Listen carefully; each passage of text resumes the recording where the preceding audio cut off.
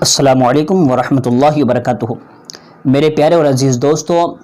آپ نے مجھ سے کئی مرتبہ یہ پوچھا کہ اب چونکہ رمضان کا مہینہ قریب آ رہا ہے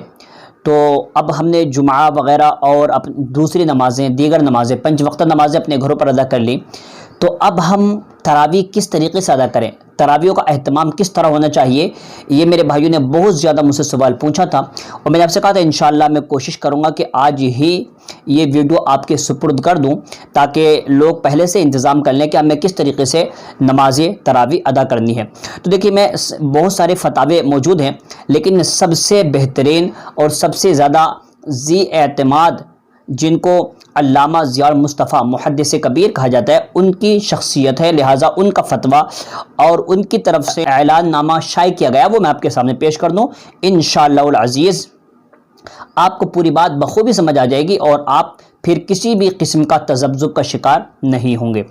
دیکھیے، حضرت نے لکھا ہے، فرماتے ہیں کہ لاک ڈاؤن کے زمانے میں تراویح کا اہتمام کیسے کیا جائے یا کیسے کریں۔ فرماتے ہیں کرونا وائرس کی وجہ سے حکومت کی طرف سے پورے ملک میں جو لاک ڈاؤن نافذ کیا گیا تھا،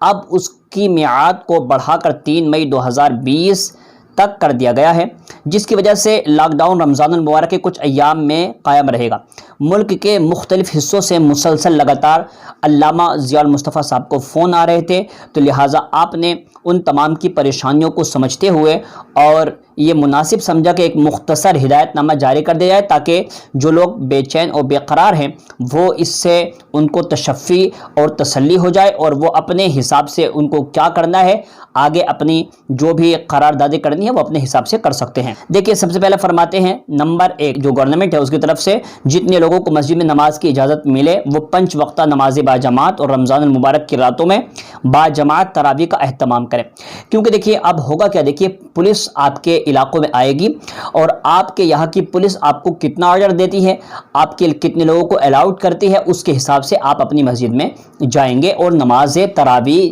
باجماعت ادا کریں گے۔ باقی حضرات اپنے گھروں میں اگر جماعت میسر ہو تو جماعت سے پڑھیں، ورنہ تنہا پڑھیں اور مسجدوں میں بھیڑ لگا کر اپنے آپ کو خطرے میں نہ ڈالیں۔ میں نے آپ سے پہلے بھی کہا تھا، اس سے آپ کی بے عزتی ہوگی، اور جب آپ کو مارا جا رہا ہوگا تو آپ کی ویڈیو بنا کر کے یوٹیوب پر ڈالی جائے گی، فیس بک پر ڈالی جائے گی، اور لوگ آپ کا تمسخر اڑائیں گے، آپ کی ہنسی اڑائیں گے۔ تو لہٰذا اس سے بہتر یہ ہے کہ آپ کسی کو ایسا موقع نہ دیں کہ وہ آپ پر ہنسے اور ایک مومن کی بے عزتی ہو رہی ہو، یہ بالکل بھی گوارا نہیں ہے۔ اور کہتے ہیں تراویح میں، دیکھیے یہ بات بہت اہم ہے،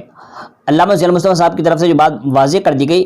کہ دیکھیے تراویح میں جو جماعت ہے وہ سنت کفایہ ہے، سنت مؤکدہ نہیں ہے۔ یہ بات اپنے ذہن میں رکھ لیں، سنت مؤکدہ نہیں ہے بلکہ سنت کفایہ ہے۔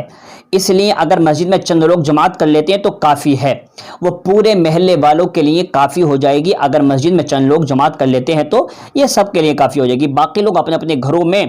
اگر جماعت مل سکتی ہے، اگر جماعت مل رہی ہے، وہاں پر کوئی اس لائق ہے وہ جماعت کرا ورنہ سب لوگ تنہا پڑھ لیں۔ نمبر 3، جو حضرات اپنے گھروں، بلڈنگوں اور فلیٹوں میں باجماعت عشاء اور تراویح کا اہتمام کرنا چاہیں وہ درج ذیل باتوں کا لحاظ رکھیں۔ جیسے کچھ لوگ دیکھیے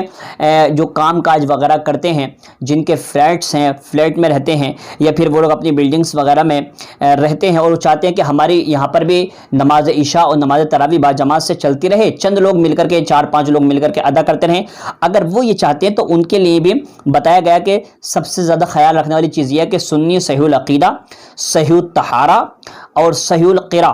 3 چیزیں، عقیدہ بھی صحیح ہونا چاہیے اور پاکیزگی بھی صحیح ہونی چاہیے اور قرات بھی صحیح ہونی چاہیے، اور وہ شخص امامت کے لائق بھی ہونا چاہیے۔ ایسا نہیں کسی کو بھی اٹھا کر کے اپنے کھڑا کر دے مصلی پر، یہ بہت بڑے انسلٹ ہے امام کی اور نماز کی، کہ آپ نے کسی کو بھی اٹھا کر کے مصلی پر کھڑا کر دیا، یہ بالکل غلط بات ہے۔ لہٰذا وہی شخص امامت کے فرائض انجام دے جو اس لائق ہو،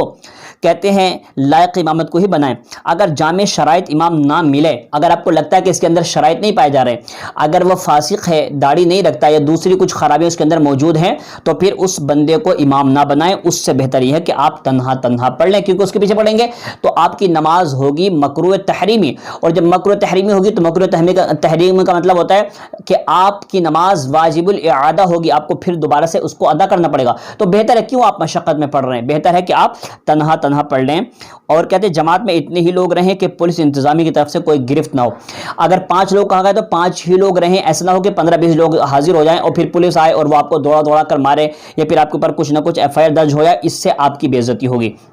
اب دیکھیں یہاں سے ایک اور بہت اہم مسئلہ حضرت بیان فرما رہے ہیں. فرماتے اعتکاف سنت کفایہ ہے.